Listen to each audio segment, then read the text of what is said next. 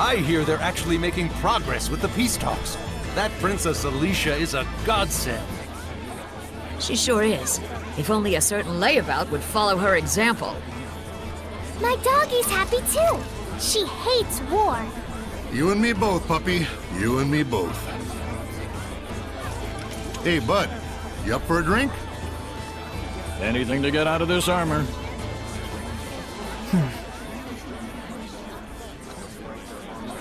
Our departure can wait a day. Huh? But... So sleepy all of a sudden. Oh, my back. I gotta lie down. Get us a nice room. come on.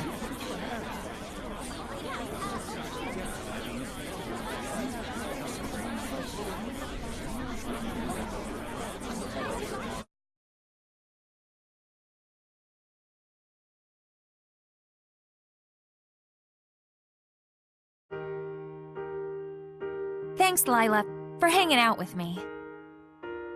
Don't mention it. I was thinking of coming up here and watching the city anyway.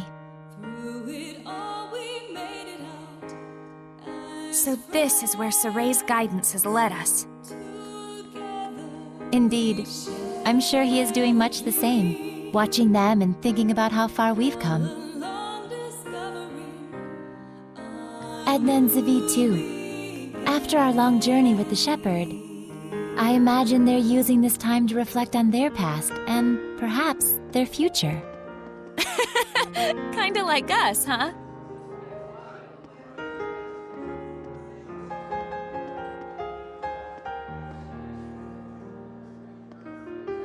Well, well. Edna coming to see me? Should I be scanning the skies for pigs? I want you to tell me, why were you killing Hellions?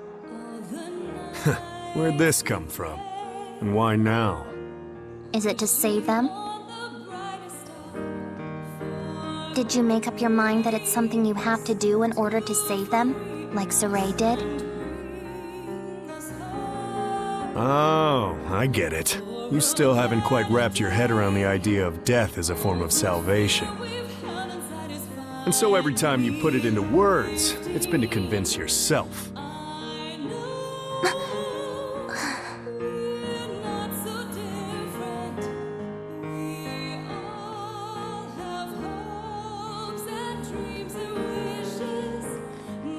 Edna is a smart woman. I imagine right now she's busy sorting out her feelings before we face our final battle. No doubt she's consulting Zavid for guidance. He's seen more of the world than any of us, the good and the bad. You're really a good study of people. You should have been a school teacher.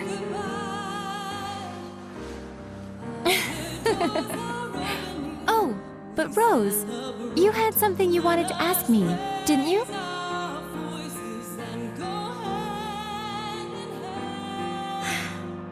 When the dragon appeared, Soray found his answer right then and there, didn't he?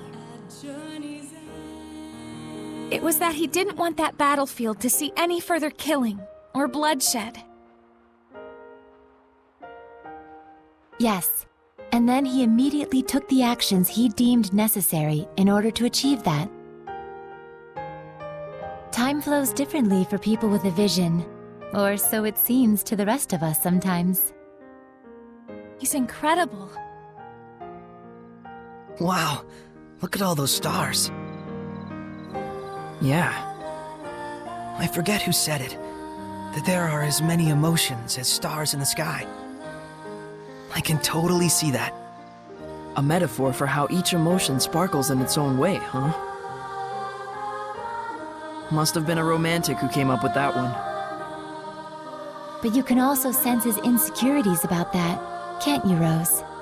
Like he's constantly on edge, worrying that if he let his guard down even a little bit, he'd lose his way again. I think Soray himself might be the only one who doesn't see that. I mean, you know how little it takes for a taut string to go snap, right? Are you worried? Not worried, really. Whatever happens, whatever the future brings, I hope I can make it work somehow. No, I know I can. So that's your answer. I guess so. But I've always been like this ever since I was a kid.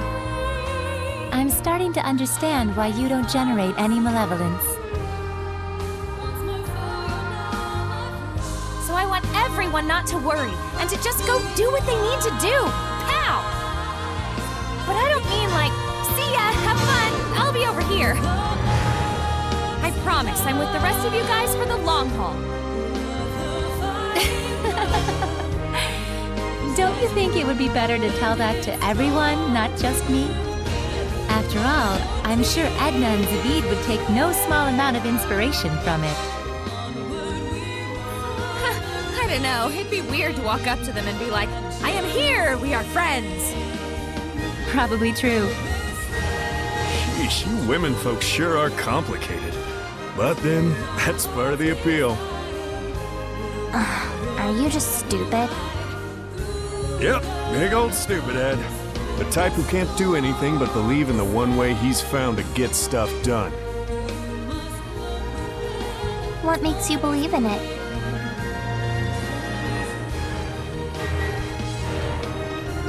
I just have a need to protect the pride of my friends and fellow Seraphim. No one becomes a Hellion because they want to. But when you turn into one, you know what that means, right? So that's why I end it for them, for the sake of their pride.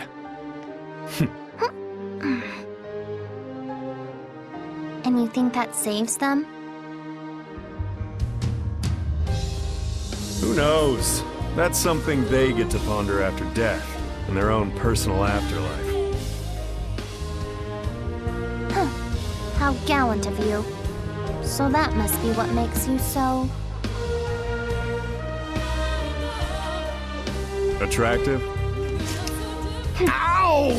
Hey!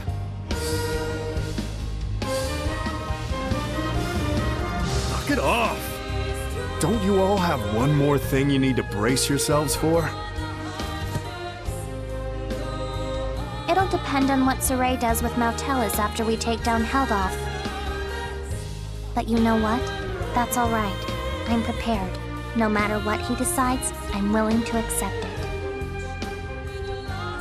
Gotta say, I think your resolve wins out over mine. I don't even know if I could do that.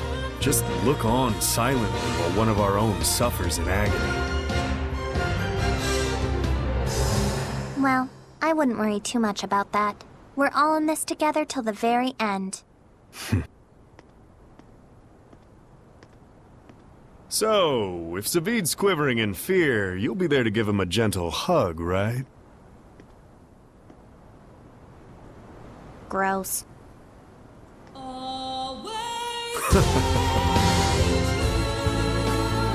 Well, if my saying something is enough to cheer those two up, it might be worth it after all.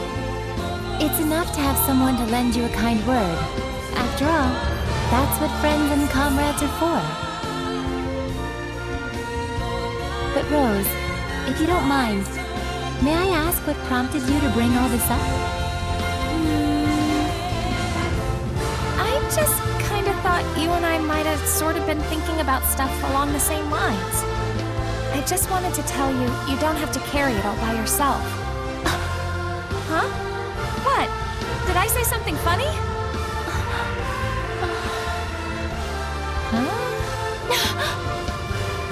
The two of us really are more alike than we realize.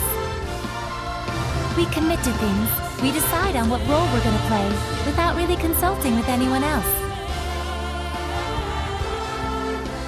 Oh, now that you mention it...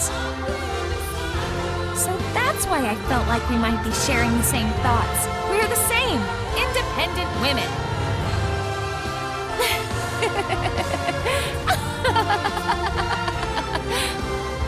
Rose, I must thank you. I feel like a great load has been taken off my mind. Really? Hey, cool beans.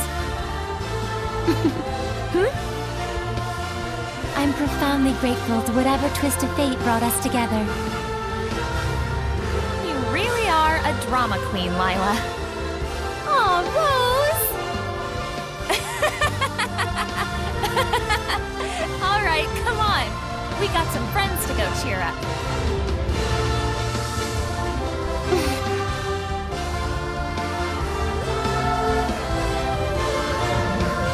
There's something I learned from this journey. Some stars you can't see, and because you can't see them, you think they're not shining. But they are. It turned out that there were a lot of stars that we couldn't see from our home in Elysia. Once people notice the stars, they start to understand just how brilliantly they shine. Just like how Alicia finally got a sense of what Seraphim were truly like the first time she heard your voices. That was a trip. You should have seen your face.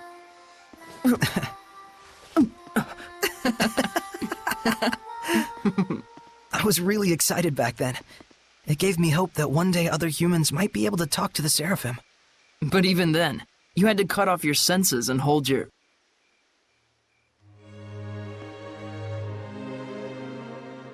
Oh, I see. You were actually contemplating what you'll do after the last battle. Yeah. If I let myself become a vessel for Mautelis and shut off all my senses, we might be able to spread that power throughout the entire continent of Glenwood. If it works, and that's a big if, the Squire ought to be able to wield power like mine, even if she doesn't possess natural ability on par with a shepherd. So long as you entrusted all of your senses to the Squire, it's not out of the question. And we might be able to grow the ranks of squires who could help us. Just think of Alicia. It's arguably a more constructive approach than just waiting for another shepherd to appear. Exactly. But you understand the implications, don't you? Yeah. Until the Squires can quell enough of the Earth's malevolence to let Mautelis' natural purification take over, I would need to wait and sleep. By bonding with Mautelis, you'll be abandoned in time. It could take years. It could take centuries. And even if humans appear who can see and talk to Seraphim, there's no guarantee they'll choose the path of coexistence. I believe in them. What about your dream? Weren't you going to go off exploring ruins around the world? My dream will live on, so long as I don't forget.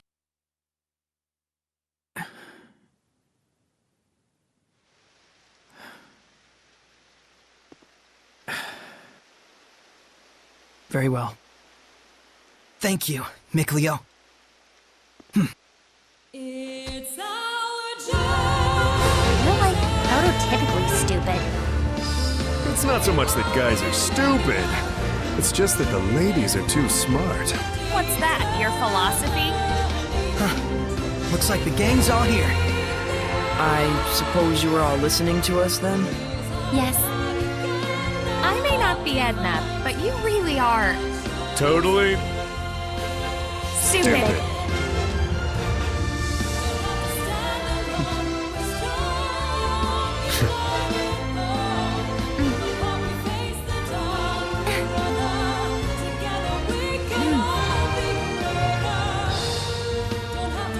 Let's head out. Huh? We're not waiting till morning? No farewells to Alicia or anyone? I'd like to set out under these stars tonight, so that every time I gaze up at the night sky, I can remember this very day. Guess we've got our own romantic right here. You think so? So what's up? Are we going? Yeah. To the last battle. Yeah. All right then. No doubts, no regrets.